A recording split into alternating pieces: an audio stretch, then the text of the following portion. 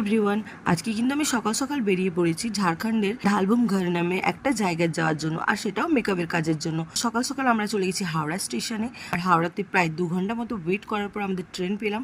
আর দেখতে দেখতে আমরা পৌঁছেও গেলাম ঢালবুমঘর স্টেশনে। আর সেখানে আমাদেরকে রিসিভ করতে এসেছিল মানে জামাইবাবু আর দাদা, মানে যে দিদিটার বিয়ে তার বর আর দাদা। আর তারপরে মানে যাওয়ার পথে আমার জায়গাগুলো দেখে আমি জাস্ট প্রেমে পড়ে গেছি।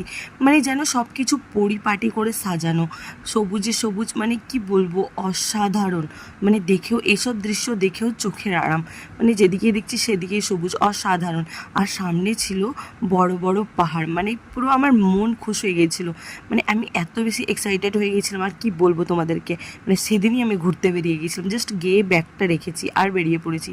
আর এই দেখো দেখতে দেখতে আমরা পৌঁছেও গেছি। আর এদিকের ঘর বাড়িগুলো দেখেছো কত সুন্দর। তো তোমাদের যদি ভিডিওটা ভালো লাগে লাইক করে দিও, চ্যানেলটাও সাবস্ক্রাইব করে দিও। চলো বাই।